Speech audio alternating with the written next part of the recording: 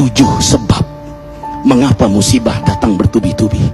Yang pertama, karena banyaknya maksiat.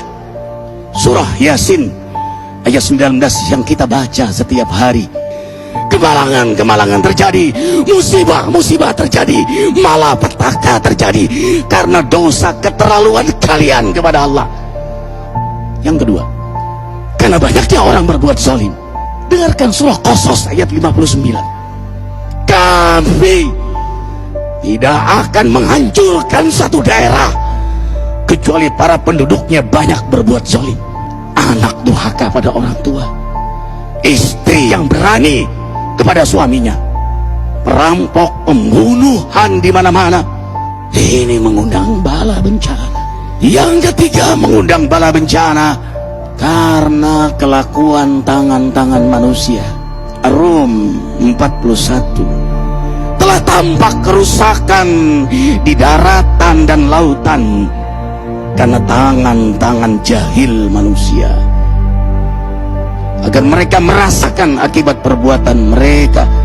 Sebagian mereka merasakan akibat perbuatan mereka, agar mereka kembali kepada Allah.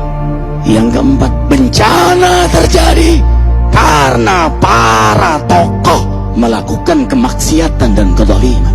Dengarkan dengan iman, wahai penduduk Indonesia yang mulia.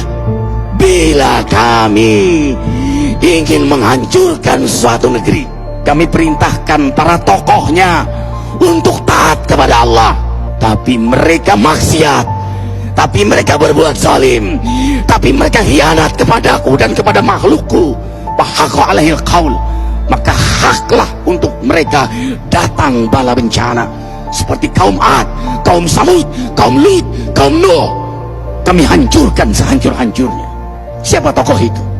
Para pemimpin kita yang sumpah Al-Quran di kepalanya, demi Allah tidak korupsi. Lalu korupsi. Siapa lagi? Hartawan, orang-orang kaya yang dengan harta berpoya-poya, sombong, maksiat dengan kekayaannya di tengah orang yang banyak menderita. Siapa lagi? Ulama yang menjual ayat-ayat Allah dengan murah. Subhanallah. Yang kelima, mengapa bala bencana terjadi? Karena orang-orang soleh, orang-orang baik diam melihat kemaksiatan dan kemungkaran. Surah Al-Anfal ayat 25. Takutlah kalian dengan musibah yang tidak hanya menimpa orang yang maksiat, orang yang berbuat zalim, tapi juga kalian orang-orang soleh. Maka masa bodoh dengan kemaksiatan bukanlah sikap seorang mukmin. Amar ma'ruf nahi munkar adalah amal cerdas. Yang keenam, justru karena rahmat Allah, karena peringatan yang Allah hadirkan agar hadir mahkamah kesadaran kita. Ikhwah, dengarkan dengan iman surah Al-Baqarah ayat 155, 156, 157. Kami pasti uji kalian dengan sesuatu yang buat kalian takut lapar, takut miskin, takut kematian. Tapi kabarkan berita gembira bagi hamba Allah yang sabar dari semua ujiannya, yang mereka berkata, sesungguhnya kami milik Allah dan sesungguhnya kami akan kembali kepada Allah. Yang terakhir, yang ketujuh, ada yang nanya, bagaimana yang maksiat yang selamat? Tenang-tenang saja. Yang berbuat zalim malah sukses. Di mana keadilannya? Allah Maha Adil. Dengarkan surah Hud ayat 15-16.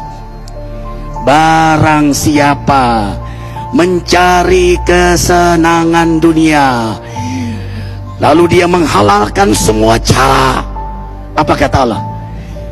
Kami beri, tapi di akhirat tidak mendapatkan secuil pun kenikmatan, malah nikmat di dunianya menjadi bahan bakar azab untuk dirinya.